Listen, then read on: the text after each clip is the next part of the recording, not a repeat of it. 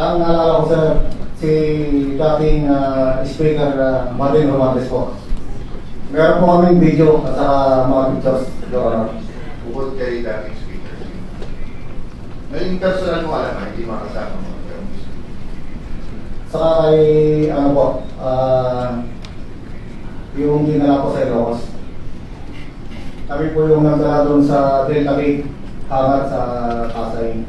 Yung 5 maleta po na dinala doon sa Ilocos. Na dinala ni Sergeant Tobe at saka ni Boss Sandy. Itinarga po namin sa Lexus na bulletproof, plate number NFX 8886.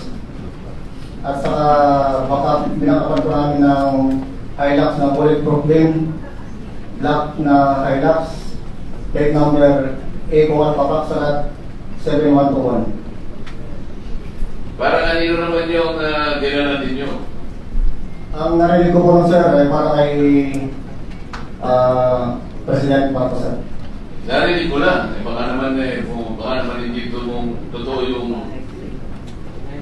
Kasi nandun ka ba nung i-deliver? Kami po kasi yung nagdala doon sa Delta Bay sir. At si Sergeant Tobe po ang kasama ni Boss Sandy na pumunta doon sa Ilocos. Kasama niyo si Congressman Salvi ko na mag-deliver kayo? Hindi, kami po yung nagdala sir sa Delta Bay. Then sila Sergeant Tobe at saka ni Boss Sandy ang nagdala po doon sa Ilocos. Mr. Chair, saan sa Ilocos? Your Honor, ako po si Bernard Bugay. Sa Paway po, Your Kasama Honor. yung dalawa kayo, pumunta Ilocos. Yes. May mga retrato pa ng aeroplano. Yung nag-receive lang po kung sino po doon sa Paway po nag-receive po. Alam niyo yung address o yung bahay, kahit barangay lamang? Your Honor, hindi po kasi gabi po kami dumating ni Kong Sandy doon sa area po. Pero kasama ko po si Kong Sandy. Alam niya po yung ano po yung exact address nun. Anong itsura? Naka-Yitariu ma'am, nakatabi po ng lake. Yung lugar po. Tabi ng lake o tabi ng dagat?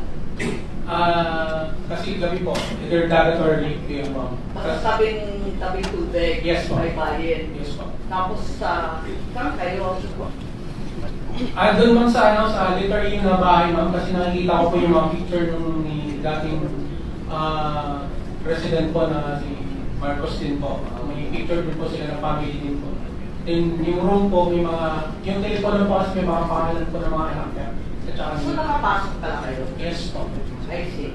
Nakita ba ninyo yung kamag-anak nila o pamilya ng mga opisyal? Yung time na dumating po kami, Your Honor, is sila lang po, no, na po si Kong Sandro, then nalis po si President, then si First Lady po yun. Dumating nag-dinner po sila ni Kong Sandy. Andun pa rin kayo. Yes po. Sinamukhaan po kami bumalik po lang ngayon. Kaya rin kayo nagpa-picture. Nakita ko may mga retrato pa kayo eh.